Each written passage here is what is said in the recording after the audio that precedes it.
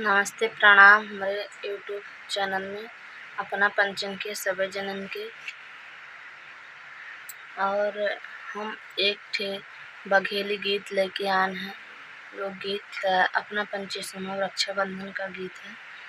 त अपना पंचे सुनब कैसन लागी त कमेंट बॉक्स में ज़रूर बताओ। ज़्यादा से ज़्यादा शेयर करब, लाइक करब, सब्सक्राइब करब, सपोर्ट करब और अच्छा लागी तो कमेंट में बताओ ज़रूर।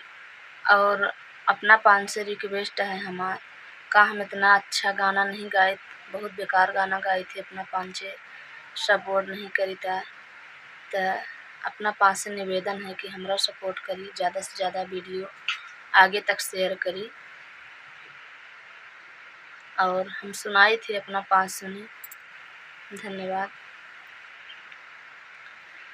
अमबा के डाली बिना कोयली रे तड़े पै पै जले बिना तड़े पै मछली होना।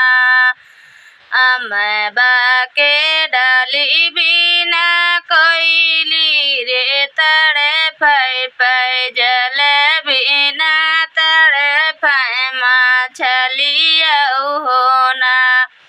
पाई जल बिना तड़े पै मछली होना।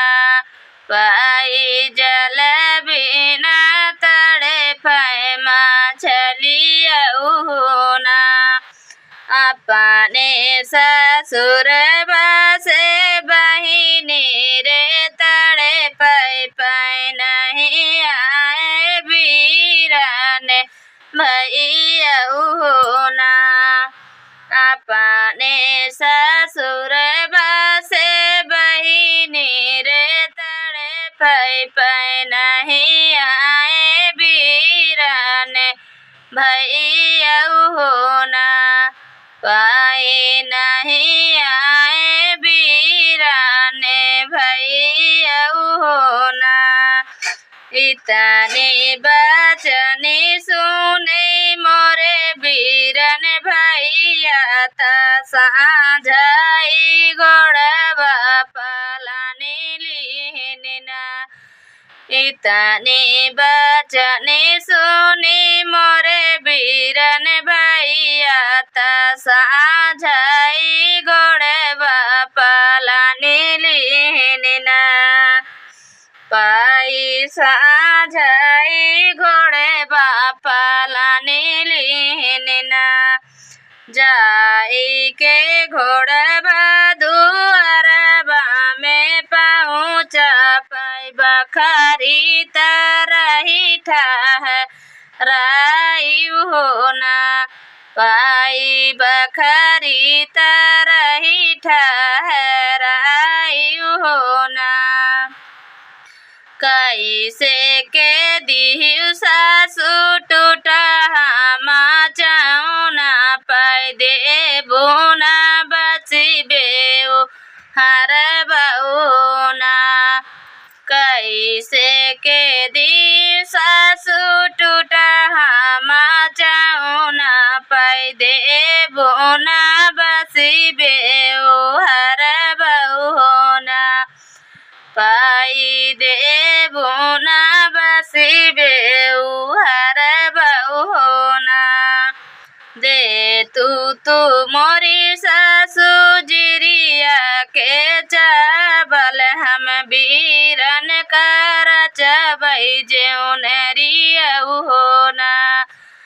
दे तू मोरी सासु जिरिया के चावल हम वीरन कर चबई जेउनरिया होना। हम वीरन कर चबई जेउनरिया होना।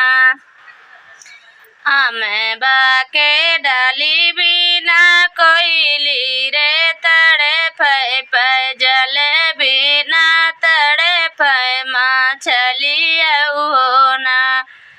पाई जल बिना तड़े पै मछली होना। पाई जल बिना तड़े पै चली हो ना। तो अपना पंचे सुनब और अपना पंचन का कैसन लाग गीत कमेंट में ज़रूर बताओ। अपना पचे भाई बहन का बहनी भाई से क्या कहा थी अपना पंचे सुनी और बहुत ही दर्द भरी गीत थी। तो जेके बहन हुई तो उनका दर्द जानत हुई भाई। तो सुन के अपना पंचे कमेंट में बताओ अच्छा लगी तो। धन्यवाद।